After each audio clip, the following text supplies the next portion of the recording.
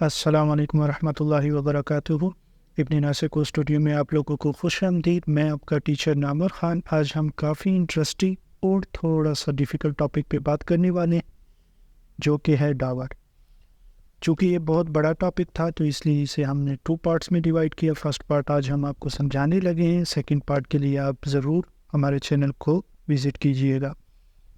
ہمارے جتنے بھی لاء کے نیو اسٹوڈنٹس آتے ہیں تو ان کے ذہن میں کافی کنفیوژن اور سوالات ہوتے ہیں ڈاور کے ریلیٹڈ، کہ بیسیکلی ڈاور ہے کیا، یہ کب پے کیا جاتا ہے، ڈاور کی اماؤنٹ کتنی ہونی چاہیے، ڈاور کس وقت پے کرتے ہیں، شادی سے پہلے پے کرنا ضروری ہے یا بعد میں بھی پے کر سکتے ہیں۔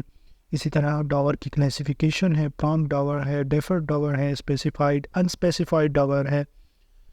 تو اس طرح کے بہت سارے سوالات کا جواب آج ہم دینے لگے ہیں۔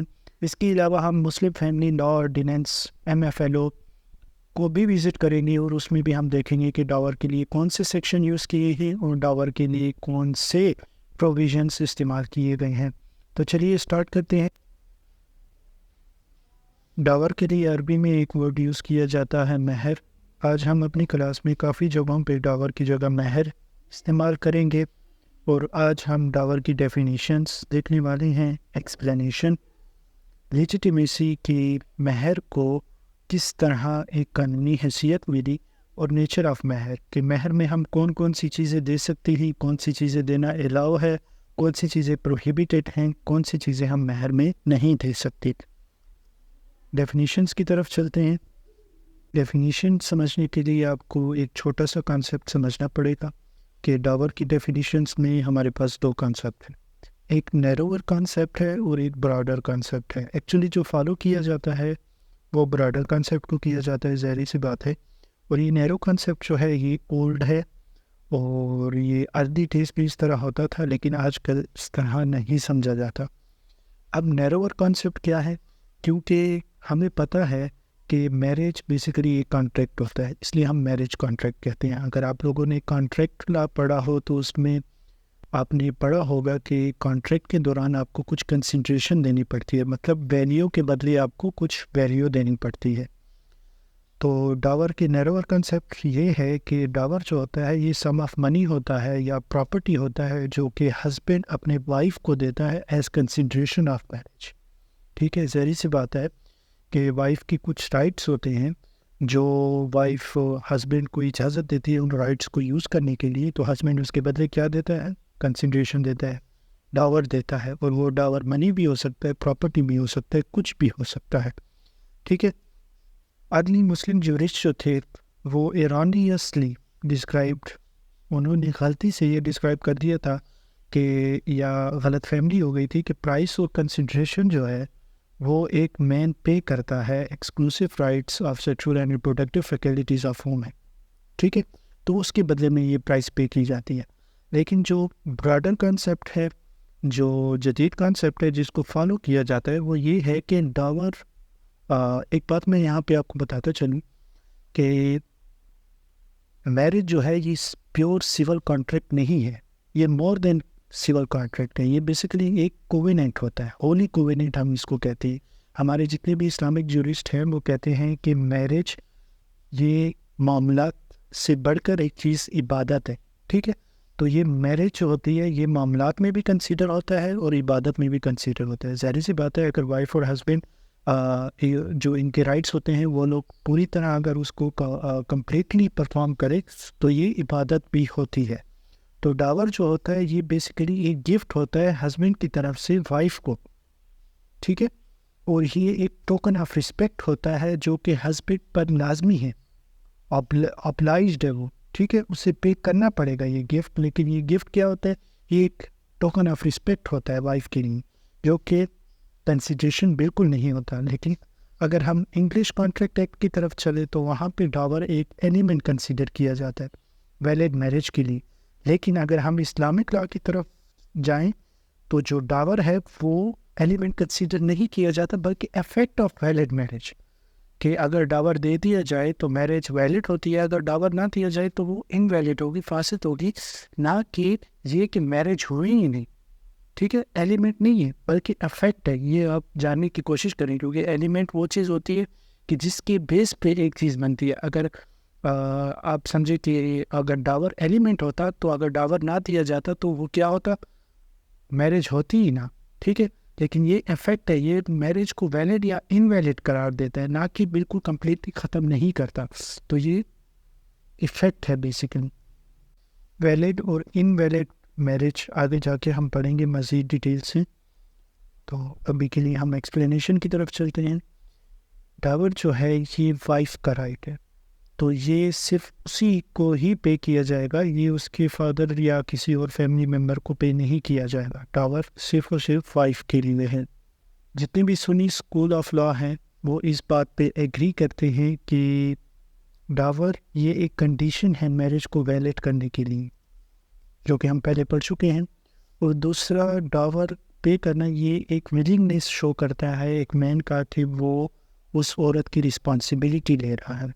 آگے جا کے ہم نے یہ بھی پڑھنا ہے کہ ڈاور بیسیکلی یہ ایک فیملی سسٹم کو پروٹیکٹ کرنے کے لیے بھی ضروری ہے, کیونکہ مرد جب پیمنٹ کرتا ہے تو اس کا خرچہ ہو جاتا ہے, تو وہ اس عورت کو طلاق دینے سے پہلے سوچے گا کہ میں نے حق مہر دیا, اگر میں دوسری شادی کروں گا تو مجھے دوبارہ سے حق مہر اور ان چیزوں کا بندوبست کرنا پڑے گا. تو یہ بھی ڈاور کی ایک امپورٹنس ہے یا یوز ہے, آپ کہہ سکتے ہیں. ڈاور کا شادی کے وقت ہی دینا ضروری نہیں ہے. ٹھیک ہے, اگر آپ میرج میں انٹر ہو جاتے ہیں تو آپ بعد میں بھی ڈاور دے سکتے ہیں. اگر ڈاور کو میرج کے شروع میں اسپیسیفائی نہیں کیا گیا اور میرج ڈیزالو ہو جاتی ہے تو مرد کے لیے ضروری ہے کہ وہ عورت کو ایک کنسولریٹی گفٹ دے گا تاکہ وہ اپنا گزر بسر کر سکے. وائف کو ڈاور نہیں دیا جائے گا اگر وہ خود ہی رسپانسبل ہو میرج کو ڈیزالو کرنے میں.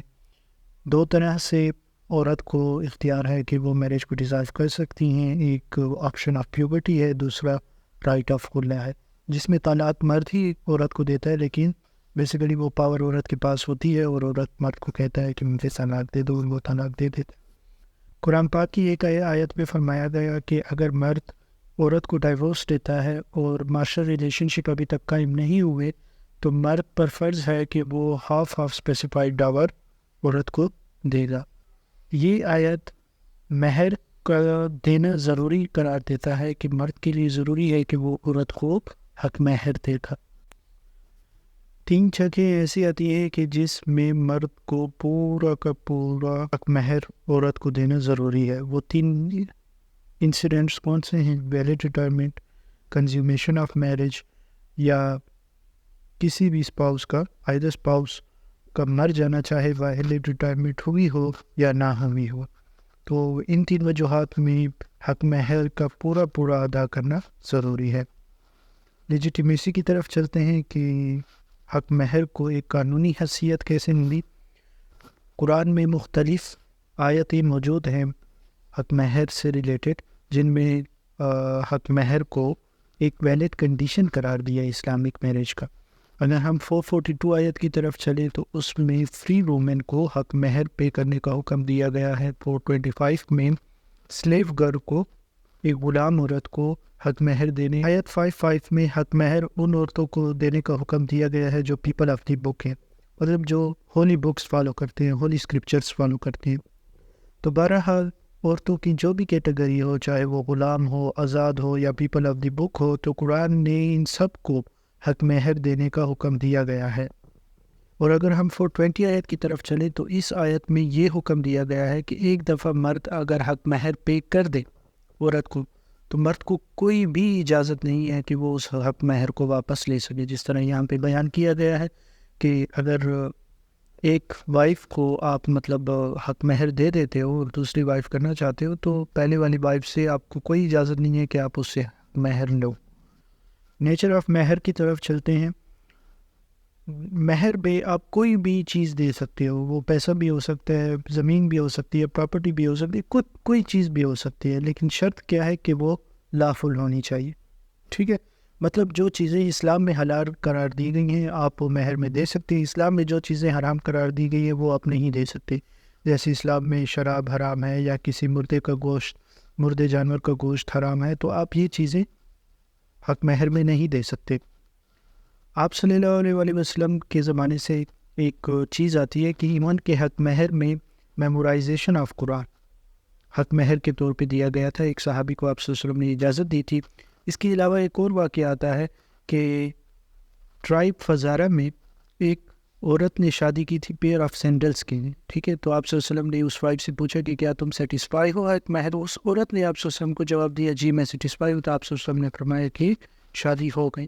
تو اس سے ہمیں یہ چیز بھی پتہ چلتی ہے کہ اگر عورت سیٹسفائی ہے حق مہر پہ, ٹھیک ہے, آگے جا کے ہم اماؤنٹ آف مہر پڑھیں گے وہ ضروری ہے اور وہ بہت کم ہے, لیکن اگر ایک عورت سیٹسفائی ہو جاتی ہے کسی بھی چیز کے جو حلال ہو تو مہر میں وہ چیز مطلب آ سکتی ہے, اس کا کوئی ایشو نہیں. یہ میں نے ایک حوالہ دیا ہوا ہے, یہ جو واقعہ میں نے اٹھایا ہے یہ اس کا حوالہ ہے. ہاں ایک اور اہم بات یہ ہے کہ ڈاور جو ہے مطلب حق مہر جو ہے شادی کے وقت اگر فکس نہیں کیا جاتا تو شادی ہو جائے گی.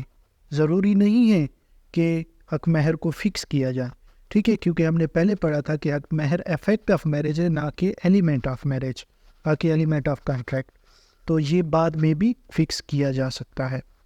امید ہے کہ آج کی ویڈیو میں آپ لوگوں کے مختلف سوالات کا جواب آپ لوگوں کو مل گیا ہوگا اور آپ لوگوں کو یہ ویڈیو کافی پسند آئی ہوگی.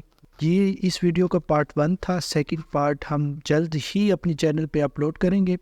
اس میں ہم کلاسیفیکیشن آف ڈاور, مہر کی جو کلاسیفیکیشن ہے, اسپیسیفائڈ, انسپیسیفائڈ, پرامپٹ, ڈیفرڈ, اور ایک اور کیٹیگری آتی ہے کہ جب عورت ڈیمانڈ کرے گی تب اسے حق مہر دیا جائے گا. اور اسی کے ساتھ ہم پاکستانی لا مسلم فیملی لا آرڈیننس MFLO کے بھی کچھ سیکشنز چیک کریں گے ڈاور سے ریلیٹڈ.